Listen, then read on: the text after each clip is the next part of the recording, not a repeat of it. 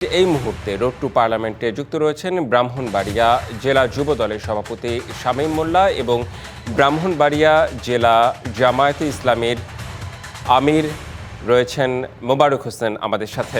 স্বাগত জানাচ্ছি আপনাদের দুজনকেই।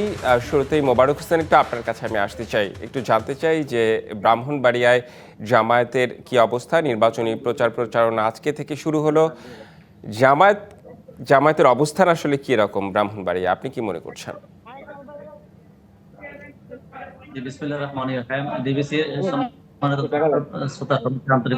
বিশেষ করে আমার ব্রাহ্মণবাড়িয়া জেলার ভাইরা আছেন,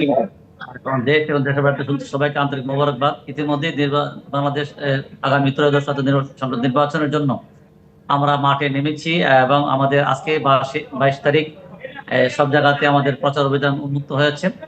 আমরা আমাদের ব্রাহ্মণবাড়িয়া জেলার 6টা আসনেই আমাদের 10 দলের প্রার্থী, বিশেষ করে জামায়াত ইসলাম 3টা আসন নির্বাচন করছি, 1, 4 এবং 6। আমাদের আজকে সকাল থেকেই নির্বাচনের প্রচার অভিযান শুরু হয়েছে। আমরা চাচ্ছি একটা অবাধ, নিরপেক্ষ, ত্রুটিমুক্ত নির্বাচন হোক। আমরা যে 15.5 বছর মানুষ যে ভোটাধিকার প্রয়োগ করতে পারে নাই, এই ভোটাধিকার প্রয়োগ করতে না পারার যে বেদনা, কষ্ট, আমরা আশা করছি 12ই ফেব্রুয়ারি নির্বাচনের মাধ্যমে মানুষের দীর্ঘদিনের আকাঙ্ক্ষার প্রতিফলন ঘটবে ইনশাআল্লাহ। সেখানে একটা ত্রুটিমুক্ত নির্বাচন আমরা জাতি প্রত্যাশা করছি যে মানুষ যাতে তার পছন্দের প্রার্থীকে ভোট দিতে পারে, নির্বিঘ্ন পরিবেশ তৈরি করার দায়িত্ব হচ্ছে সরকারের, এবং সকল দলকে তার তার ন্যায্য অধিকারটা দিতে হবে, তার ভোটাধিকার প্রয়োগ করার, তাদের মিটিং মিছিল প্রচার কাজ করার জন্য সুন্দর পরিবেশ দেওয়া যায়। আশা করছি আগামী 12 তারিখে ব্যালট বিপ্লব বাংলাদেশ সাধিত হবে ইনশাআল্লাহ। আচ্ছা, বিএনপি সেখানে বেশ শক্তিশালী, মানে আপনারা বলছিলেন 1, 4, 6। এই যে বিএনপির মতো একটা শক্তিশালী দলের সঙ্গে আসলে আপনারা কি পেরে উঠতে পারবেন? আপনার কি মনে হয়? হ্যাঁ, ইনশাআল্লাহ শক্তিশালী তো দল, সকল দলই তার ভাষা শক্তিশালী। আমরা মনে করছি আমরা শক্তিশালী, ওনারা মনে করেন শক্তিশালী। ইনশাআল্লাহ আমি আসলে সেটা বলি, কারণ বিএনপি কখনো না কখনো ক্ষমতায় ছিল 3 বার।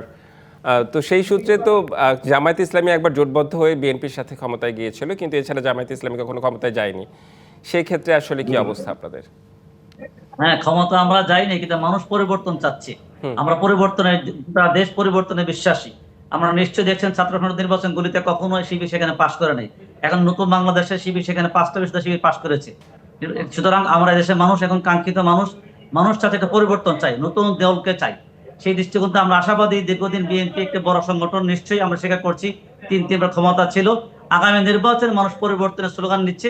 পরিবর্তনের স্লোগানে আমরা বিশ্বাস করছি 12 তারিখ নির্বাচন যেটা হবে, সেই নির্বাচনে জামাতের নেতৃত্বাধীন 10 দলের জোট নির্বাচিত হবে, সরকার গঠন করতে পারবে ইনশাআল্লাহ।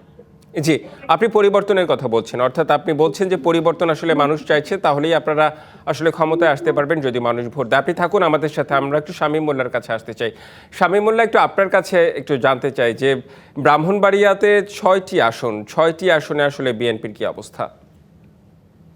আসসালামু আলাইকুম। আমি সর্বপ্রথম ধন্যবাদ জানাচ্ছি ডিবিসি নিউজকে যে ব্রাহ্মণবাড়িয়া জেলা যুবদলের পক্ষ থেকে আমাদের 6টি আসনে প্রচারণা শুরু হয়েছে, এবং আমি জেলা যুবদলের প্রেসিডেন্ট হিসেবে আমি প্রত্যেকটি আসনে আমি যোগাযোগ করছি এবং যাচ্ছি এবং খোঁজ খবর নিচ্ছি। আমার বিশ্বাস যে ব্রাহ্মণবাড়িয়ার যে 6টি আসনে 4টা বিএনপি, 2টা জোটের, ইনশাল্লাহ প্রত্যেকটা আসন থেকেই বিএনপির ধানের শীষের দুর্গ গড়ে উঠবে এবং ধানের শীষ মার্কায় নির্বাচিত হবে। জি, আমি একটু বিশেষ করে ব্রাহ্মণবাড়িয়া 2 আসন নিয়ে জানতে চাচ্ছিলাম। সেখানে আসলে বেশ তীব্র প্রতিদ্বন্দ্বিতা, সেখানে রুমিন ফারহানাও রয়েছে, একটু বলবেন মানে সেখানকার কি অবস্থা? ঘটনা হচ্ছে ব্যক্তির চেয়ে দল বড়, দলের চেয়ে দেশ বড়। যেহেতু এখানে জোটের থেকে আপনার প্রার্থী দিয়েছে, তো আমাদের দলীয় নেতাকর্মী যারা আছে সবাইকে আমরা নির্দেশ দিয়েছি যে তারা যেন ঐক্য হয়ে মাঠে কাজ করে, এবং ইনশাল্লাহ এখানেও উনি জুনায়েদ আল হাবিবি পাস করবেন, বিপুল ভোটে পাস করবেন। জি, মানে আপনাদের দুজনকে অনেক অনেক ধন্যবাদ, শামীম মোল্লা এবং মোবারক হোসেন, যুক্ত হবার জন্য রোড টু পার্লামেন্টে।